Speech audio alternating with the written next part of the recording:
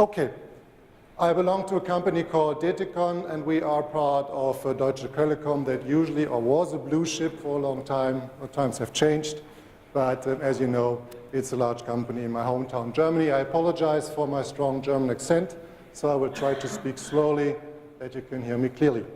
Now let's get to the topic. Okay, let's get to the topic. Here we go.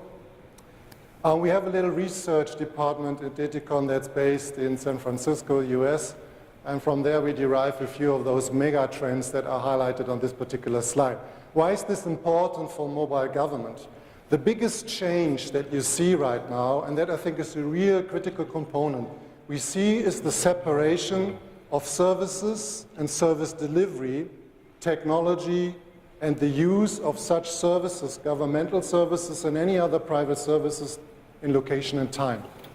This sounds simple, but it's very crucial to understand because it's the underlying concept of the changes that we are facing. The reason for those changes has nothing to do with overall economic aims or things that are to be changed or technologies that are driving those changes. It's about the way we use and deliver and consume services today. It is about the consumer being put in the center of the service consumption. If a consumer, a citizen, an enterprise, a governmental employee is in the center of this particular service, and this person or this entity, this legal entity is changing the way how they behave, it means that the correlated services, governmental services and others, have to follow those particular changes. And as you all know, the world is going mobile. Therefore, it's a consequence that those services as such becoming increasingly mobile and more relevant in terms of the usage and consumption on those devices. A few highlights from this slide that I would like to depict. First is co-creation and collaboration. On mobile devices, particular devices, but also in government environments, you see an increasingly change around the world that government provides platforms. A platform for an agent or an actor that could be an enterprise today, that could be an individual tomorrow, a citizen, whoever. So those platform enables collaboration, working together, delivering and developing new services for the society, for the better of an economy or an enterprise. Those collaboration platforms are enabled by ICT technologies as such. Therefore, without a proper degree of maturity on ICT technologies within an environment, it's difficult to deliver those collaboration services and follow the trend that is highlighted here. The other major topic that I think you're also very well aware about is a smart city, smart or intelligent cities, as you would find in different research sources.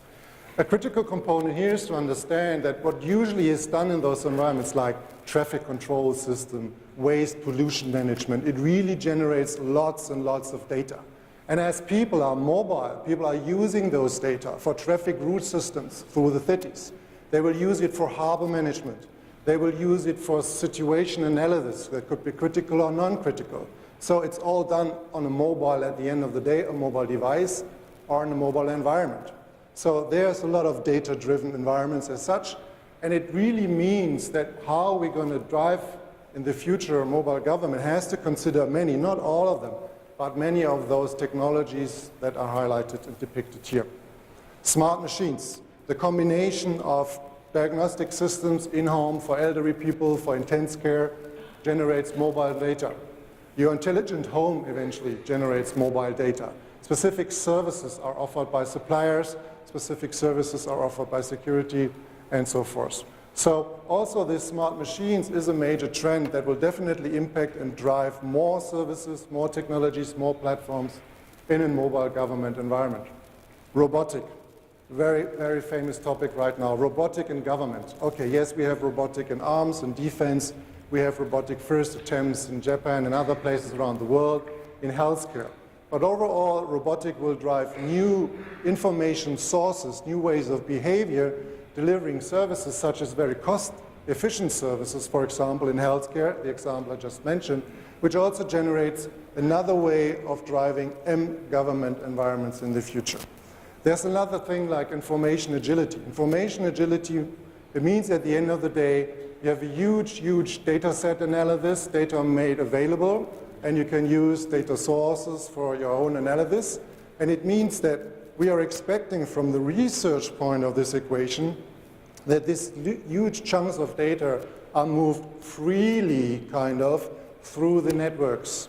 So if you want to use it for a particular service in the governmental environment, make sure that you get access to those data sources and data streams, that the analysis is in place, and that you have proper services in place to deliver it to enterprises, governmental, state owners, or citizens as such. So key drivers, a consequence of those technologies that drive change, it is the way it is that leaders need to react to it in an agile way. Agile is a very commonly used term, as you know.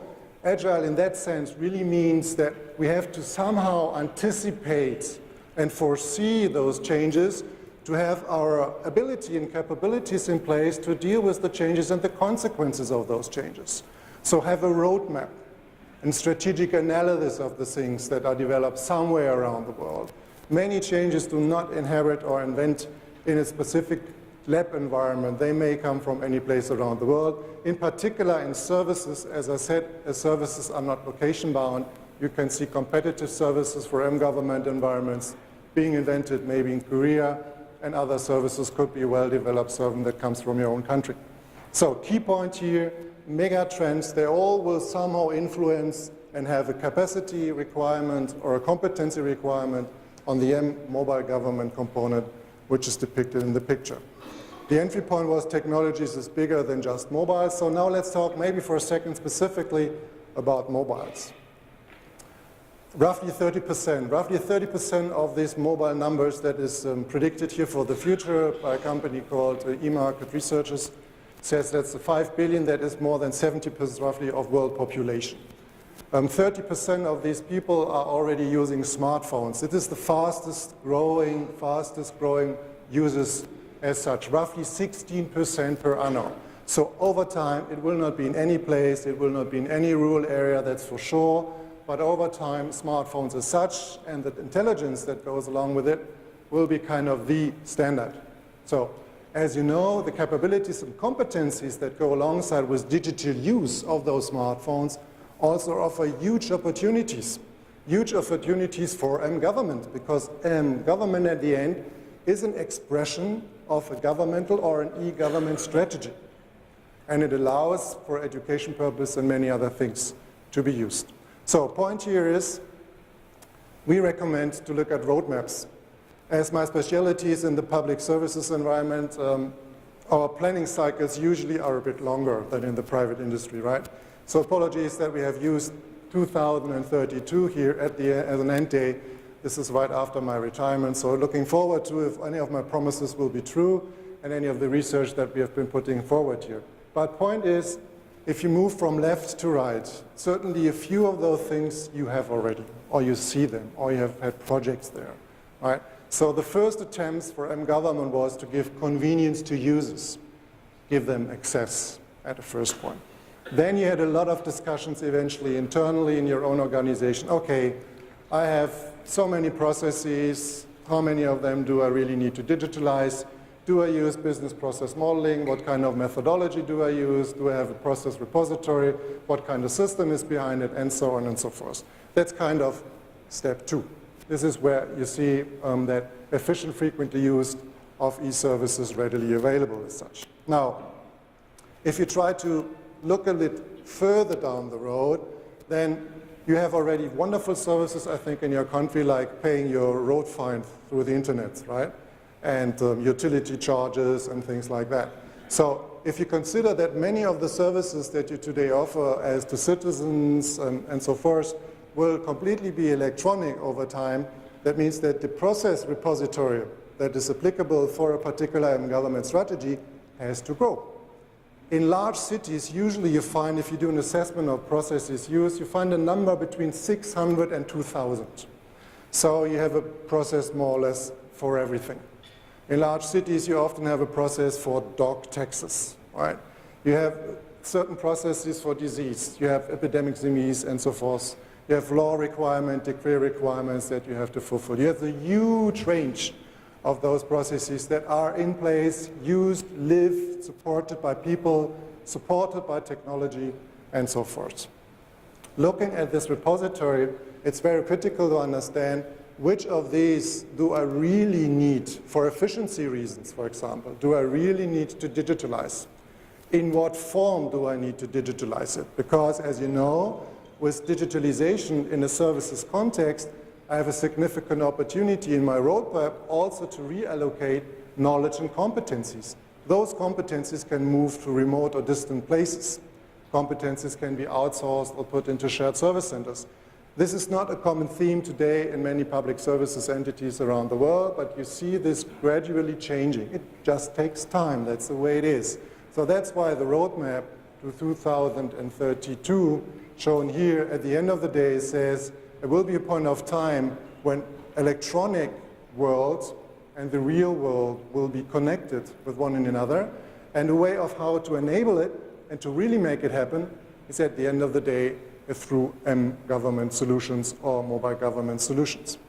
We have highlighted a few benefits for those that are on the consumer side or usage side of those services, that's on the left, and those that are more on the public administration sides that are on the right. So, important topic here, a roadmap should be in place under development that has a long-ranging planning cycle. Usually if we talk about long-ranging planning cycles, I would say realistically, if we talk with clients in the environment of government, they have like a 2 to 3 years plan. Some, not many, some do think about 5 years, and everything beyond the 5 years is like glass ball reading, right? Okay, what may happen, what may not happen. But important is the slide before to consider those technologies and the impact they may have on your own strategy. So these are the two kind of trend slides I wanted to show, bigger technology pictures and a few numbers of what does it mean from a device point of view. Now, let's move on. You have the starting point, situation as is. What are the key questions that eventually may arise when you consider or work through developing an government strategy? There are more than those 6 in general, right? Our assessment usually has something like between 150 and 200. But I think from my view, these are the real important ones. And it nicely matches also with kind of discussions that we had before. If we are, let's say, PMO failure rate, right? We had value integration. If we are not user-centric, we really miss the value equation, because what we deliver here through the government services is the integration usually of 3 values. And you hear most people talking about one of the 3. The first value that everyone is usually well aware about is the economic value. How much does it increase my public revenue, or how much does it reduce cost? That's a simple one. The second one is getting increasingly important. This is the ecologic value. So the environmental pollution, the noise and things. And the third one is growing really rapidly. And if you look into research, it's becoming increasingly important. It's the social value. It's the social value that this particular solution contributes back to either a part of the citizenship, to municipality, or to the society in total. What we would call value integration, Abdullah, in your sense, and also talking to you, what we call value integration would be the 3 of these values, economic, ecologic, and social value into one, which then really makes it a great integrated value proposition and so delivers the services that are expected. So, starting point was, where's the target audience? Is it audience-centric? Do I really fulfill the needs of what these people, organizations do require? And have we digitalized our processes? There are many, many media breaks.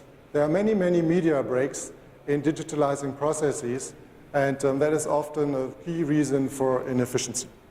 Does efficiency prevail is the cost perspective that I just mentioned in the economic sense, and embedded technologies for agility.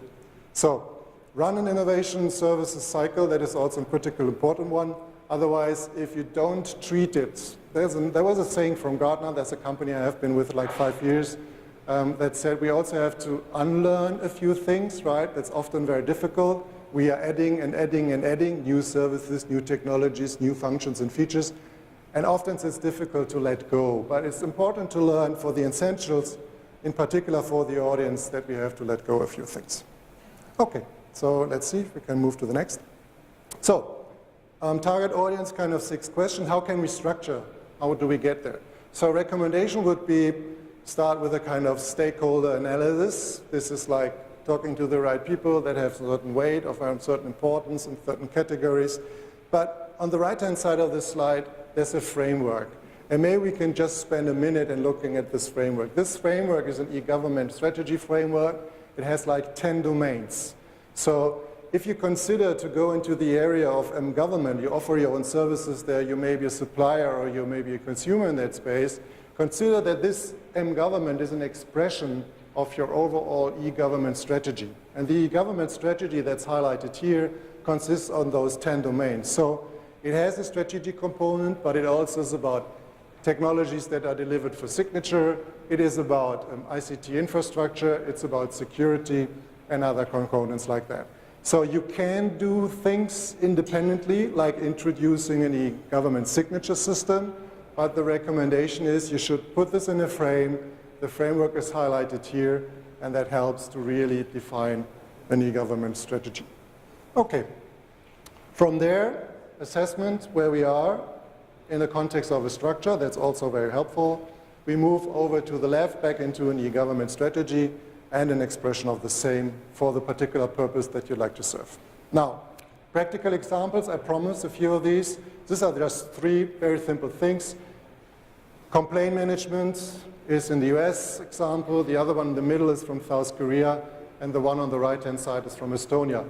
Practical stuff. Right-hand side just picks up citizen feedbacks and really integrates citizen feedback through 2 specific EIDs. So it's really personalized feedback that you can gather. The middle one is kind of identification per person, per individual. So can use all services 24/7 and so forth, really critical, and with a leading mobile inscription service. On the left-hand side, eventually you have seen that in some fairs, it's shown already, very practical stuff. It's complaint management offered as a mobile governmental services, like you're not happy with whatever, with the lighting system in a particular part of the street that doesn't work. You take a picture, there's a geolocation associated with the picture, and an entire complaint management afterward. That's an expression of an e-government strategy, and that is an expression of a capability. So 3 examples. There are many more of these. Those of you who are interested, happy to share further examples around the world with you. Now, how to make money out of this? Mobility data. Very practical stuff, really happens right now. As I said, the definition is clear. Now we look at this from a really mobility point of view. So mobility, data, and technologies combined with associated communication technologies. What an government strategy here can really do, think about, you have 3 scenarios these days. The first scenario is you have the traditional good old parking system. In most big cities in the world, it's just a nightmare, right, to find a parking slot. In the middle part, you have, this is what you find at airports or large harbors or at central station. It's the valet parking or kind of service. So someone picks up the car and finds hopefully a good parking place for you or a good restaurant. The right-hand side is, that is what I said, anticipate the future somehow. The right-hand side is just an example that's currently running right now. It's cars that are independent from a driver, right? So autonomous driving, you certainly have heard about this, the Google cars, Volvo in Sweden and others are really doing it already. But the chances are as follows. If in Munich, the right-hand picture on the lower right-hand side is from Munich. If in Munich at one point of time you have autonomous cars, this car comes in, you leave the car for whatever, shopping reason and so forth. You tell the car kind of, go find yourself a parking place. Now, what does it have to do with government? Government may offer you, you want this car to go into a particular cleaning car service, or it needs a repair, or it needs a refill. You want to have it repainted. Some people, maybe the commercial interest in your organization, they want the car to be parked in position A. There may be people that are not interested that all of these cars are going through a particular part of your town, of the city. So you have a routing discussion. At some point of time, you have a huge political discussion in a municipality of how to use, for example, those cars. So this is where you see on the right-hand side, this is where you see huge discussions already occurring because there are no laws eventually decreased in your country. There are no regulations yet in place. There are no policies in place. These are really future things to come because of those technology changes that are advancing. So there's money in it. There's money in it, not just through the parking systems as such, but also through routes that may be blocked, through routing systems that you may influence, open routing maps and so forth, and also through the services that you can offer to your citizen. Now, this is the business model, so it's Oswald business model canvas, those people of you that may be interested in that topic.